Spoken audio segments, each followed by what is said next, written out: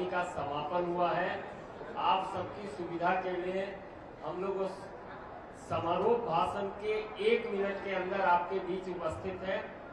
हमारे बीच भारतीय जनता पार्टी के राष्ट्रीय महामंत्री, मुख्यालय प्रभारी और उत्तर प्रदेश से राज्यसभा सांसद श्री अरुण सिंह जी आपको संबोधित करेंगे। बगल में हमारे अनुसूचित जनजाति मोर्चा के राष्ट्रीय अध्यक्ष और झारखंड से राज्यसभा सांसद डॉक्टर समीर उरांव जी हैं। उनके बगल में हमारे बिहार भाजपा के मीडिया प्रमुख और प्रदेश के उपाध्यक्ष श्री राजीव रंजन जी हैं। मेरा विनम्र निवेदन है माननीय अरुण जी से कि आपको संबोधित करें। सभी मित्रों को मेरा सादर नमस्कार। भारतीय जनता पार्टी के जो 7 मोर्चे हैं उनके संयुक्त मोर्चों की कार्य समिति की बैठक 30 से 31 संपन्न हुई। अभी मोर्चों के बैठक में देश के यशस्वी गृह मंत्री एवं भारतीय जनता पार्टी के पूर्व राष्ट्रीय अध्यक्ष श्री अमित शाह जी ने 7 मोर्चों के राष्ट्रीय कार्य समिति के सदस्यों से यह आह्वान किया, यह मूल मंत्र दिया कि सभी कार्यकर्ता बूथ पे जा करके काम करें। हमें पूरा विश्वास है कि 2024 के लोकसभा चुनाव में देश के यशस्वी प्रधानमंत्री नरेंद्र मोदी जी के नेतृत्व में पहले से अधिक लोकसभा सीट जीत करके भारतीय जनता पार्टी मोदी जी के नेतृत्व में सरकार बनाएगी। हर घर तिरंगा यात्रा 13, 14, 15 को सभी घरों में, माननीय गृह मंत्री जी ने कहा कि सभी घरों में झंडा फहराना है। 9 तारीख से कार्यक्रम की शुरुआत 9 अगस्त से कार्यक्रम की शुरुआत करनी है। 9 से लेकर के 12 तारीख तक पूरे देश भर में हर्षोल्लास, देशभक्ति का वातावरण निर्मित करना है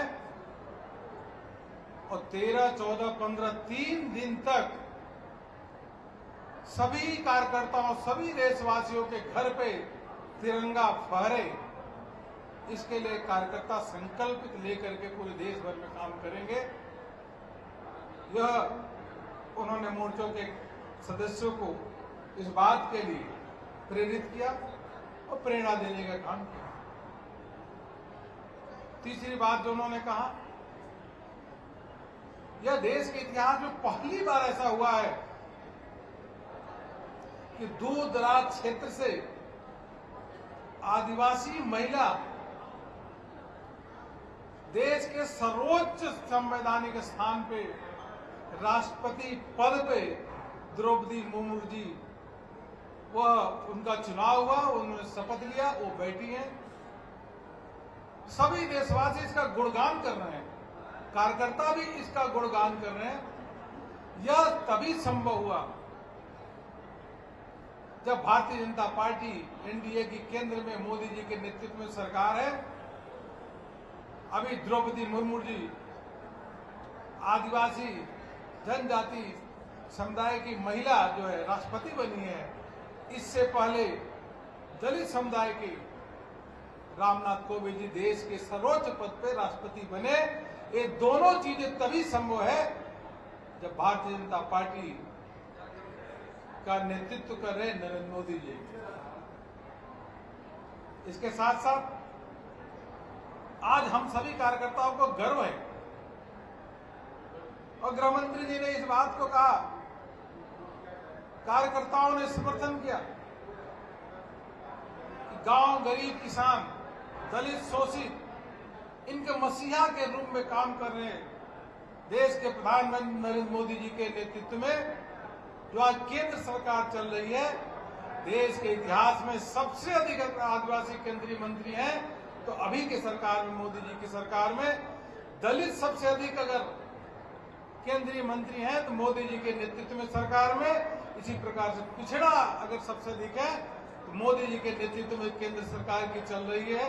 और तो ग्रामीण पृष्ठभूमि से अधिक सबसे अधिक अगर केंद्रीय मंत्री हैं तो यह प्रधानमंत्री मोदी जी के नेतृत्व में यह देश की आजादी के बाद पहली बार यह देखने को मिला है।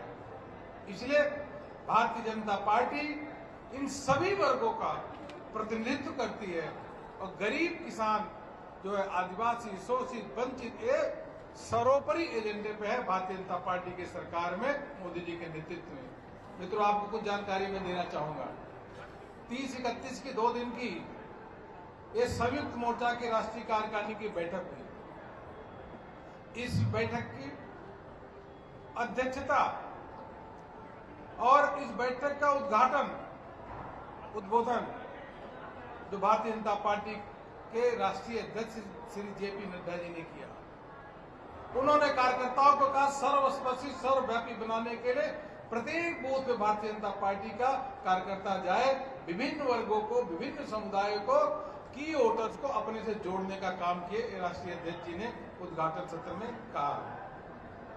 इसके बाद सभी 7 मोर्चे जो भारतीय जनता पार्टी के अग्रणी पंक्ति के हैं, जो फ्रंटल ऑर्गेनाइजेशन है, सभी 7 मोर्चों ने अभी तक जो काम किया उस काम को बताने का काम किया, रिपोर्टिंग करने का काम किया।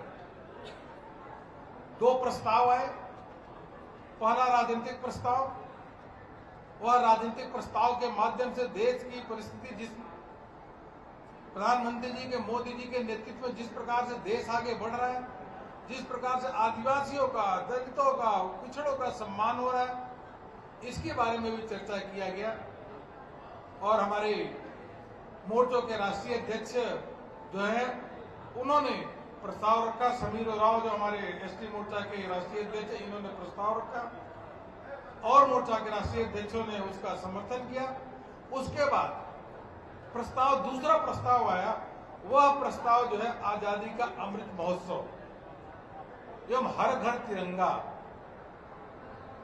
सभी कार्यकर्ताओं ने संकल्प लिया कि आजादी के अमृत महोत्सव के अवसर पर हर घर तिरंगा यात्रा फहराने का वो संकल्प लेते हैं। इस बात का, देश की एकता अखंडता का संकल्प लेते हैं। आजादी के अमृत महोत्सव के अवसर पे तो देश के जो स्वतंत्रता संग्राम सेनानी रहे हैं उनको भी याद करेंगे। विभिन्न प्रकार के कार्यक्रमों के बारे में प्रस्ताव पारित किया गया। इसके साथ साथ सभी मोर्चों के अलग अलग बैठकें हुई। उन कार्यक्रमों में विभिन्न प्रकार के संगठनात्मक कार्यक्रमों की चर्चा हुई, जिसमें हर घर तिरंगा, उसके साथ साथ मोर्चों की कार्यसमिति जो है 15 अगस्त तक पूरी हो जानी चाहिए, सितंबर तक जिले की कार्यसमिति शुरू हो जाए। और एक और कि प्रधानमंत्री जी द्वारा मन की बात, सभी मोर्चों के जो हमारे 650 सदस्य थे, 650, सभी सदस्यों ने प्रधानमंत्री जी के मन की बात को सामूहिक रूप से इस हाल के अंदर अशोक कन्वेंशन सेंटर में एक साथ सुनने का काम किया। हमारे राष्ट्रीय अध्यक्ष जी ने पटना साहिब गुरुद्वारा में जाकर के प्रधानमंत्री जी के मन की बात वहां सुना। सभी मोर्चों ने यह संकल्प लिया है कि हम लोग सभी बूथों पे धीरे दे करके प्रधानमंत्री जी के मन की बात का कार्यक्रम सामूहिक रूप से सुनने का काम करेंगे और समाज के लोगों को साथ लेकर के वह करने का काम करेंगे। इसी के साथ साथ सुबह शोभा यात्रा निकली। हर मोर्चों की शोभा यात्रा थी। बीच में झलकियां हमने देखी होगी।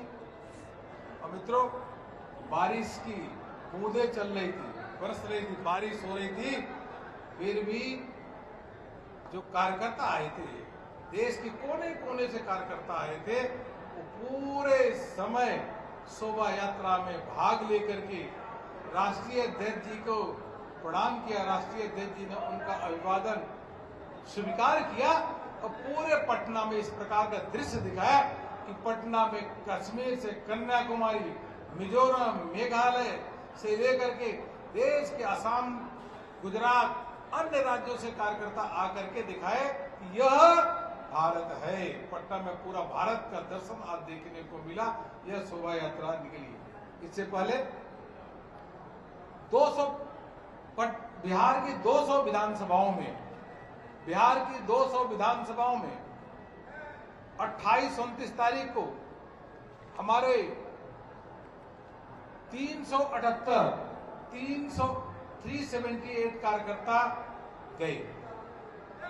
यह कार्यकर्ता वहां पर रात को विश्राम किए। अब यह मैं बताना चाहूंगा, यह कार्यकर्ता मिजोरम के भी थे, मेघालय के भी थे, तमिलनाडु के भी थे, केरल के भी थे, दूर दराज के क्षेत्र से थे। कुछ लोग हिंदी जानते थे, कुछ नहीं भी जानते थे, लेकिन फिर भी जिस प्रकार से उन्होंने संवाद किया, वहां के लोगों को जो अनुभव ऐसा प्राप्त हुआ, पहली बार एक्सपेरिमेंट किया गया मोर्चों के माध्यम से। इससे पहले तेलंगाना में भी यह 48 घंटे का प्रोग्राम हुआ था, माननीय प्रधानमंत्री जी के निर्देश पे, उनके मार्गदर्शन पे अभी यह हुआ, जिसमें 2164 प्रकार के विभिन्न टोटल कार्यक्रम हुए और 3,52,822 बिहार के कार्यकर्ता, बिहार के जनमानस ने इनके साथ भाग लिया। दोबारा 2164 विभिन्न प्रकार के कार्यक्रम हुए। 378 मोर्चों के राष्ट्रीय कार्य समिति के सदस्य, जिसमें सांसद विधायक भी थे, उन्होंने भाग लिया। और उसी के साथ साथ बिहार के लोगों ने, कार्यकर्ता आम जनमानस ने 3,52,000 से अधिक संख्या में भाग लिया। बहुत अच्छा अनुभव रहा। अब जब ग्रामीण स्तर पे जाकर के मिजोरम, मेघालय का कार्यकर्ता अपने अनुभव की बात करता है, जब तमिलनाडु का कार्यकर्ता जाकर अनुभव की बात करता है, तो किस प्रकार से सुखद की अनुभूति होती है। यह भारतीय जनता पार्टी ही इस प्रकार का जमीनी कार्यक्रम कर सकती है, अन्य पार्टियों में यह संभव नहीं है।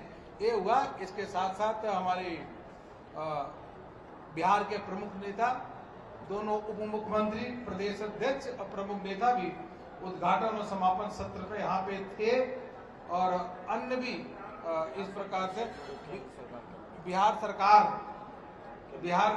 बिहार से भारतीय जनता पार्टी के केंद्र सरकार में मंत्री थे, उन्होंने भी भाग लिया। और कुल मिलाकर के कार्यक्रम में 5 सत्र हुआ। और इसी से समझिए इस कार्यक्रम की कितनी गंभीरता। भारतीय जनता पार्टी जो विश्व की सबसे बड़ी पार्टी है, उसके राष्ट्रीय अध्यक्ष जी ने कार्यक्रम का उद्घाटन किया। और भारतीय जनता पार्टी के पूर्व राष्ट्रीय अध्यक्ष एवं यशस्वी गृह मंत्री, सहकारिता मंत्री श्री अमित भाई शाह जी ने उसको समापन किया। इस पूरे बैठक के बाद कार्यकर्ता बिल्कुल एक हर्षोल्लास, जोश उमंग के साथ संकल्प लेकर के जाएंगे कि 2024 में मोदी जी के नेतृत्व में पहले से भी अधिक सीट जीत करके सरकार बनाएंगे और मोदी जी को प्रधानमंत्री बनाएंगे। यही मुझको आपका कहना था। आपकी कोई बात होगी तो जरूर हम। बिहार के कार्यकर्ताओं को बहुत बहुत धन्यवाद, इन्होंने बहुत अच्छी व्यवस्था की। और बिहार में भी पहली बार ऐतिहासिक रूप से देश भर के इतने कार्यकर्ता जुड़े। यह बिहार का भी सौभाग्य रहा, हमारे बाहर के जो कार्यकर्ता आए उनका भी सौभाग्य रहा। आपको कुछ सुनाओ तो। मित्रों, पार्टी के सभी राष्ट्रीय महामंत्री भी इस कार्यक्रम में विशेष रूप से उपस्थित थे। हमारे संगठन महामंत्री श्री BL संतोष जी भी थे। अब आप प्रश्न कर सकते हैं। बिहार से ही शुरुआत हो गई 2024 के चुनाव की। इस बैठक के से जिस तरह से आपने कहा है कि 2024 में जीते और शुरुआत आप लोगों ने कर दी। बिल्कुल 2024 का जो चुनाव की शुरुआत, भारतीय जनता पार्टी हमेशा चुनाव के लिए तैयार रहती है, हमेशा संगठन के काम करती रहती है। लेकिन आज गृहमंत्री जी ने जो कहा, कार्यकर्ताओं को यह विश्वास कार्यकर्ताओं में पैदा हुआ, कार्यकर्ता प्रेरणा लेके गए कि 2024 में पहले से अधिक लोकसभा जीत करके प्रधानमंत्री नरेंद्र मोदी जी के नेतृत्व में पुनः सरकार बनाएंगे।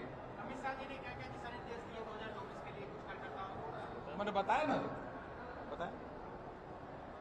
और कोई प्रश्न? बिहार को लेकर बिहार में अपने तर्ज पर खड़े होने को लेकर निर्देश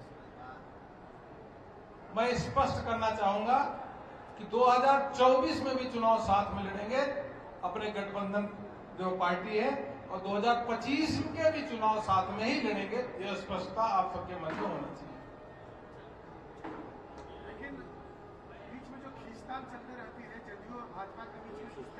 कोई खींचतान नहीं। भारतीय जनता पार्टी सदैव अपने गठबंधन धर्म को निभाती है और गठबंधन साथियों को सदैव सम्मान देने का काम करती है।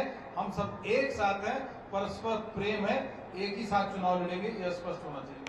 24 और 25 दोनों में 2024 का भी और 2025 का भी। बहुत बहुत धन्यवाद।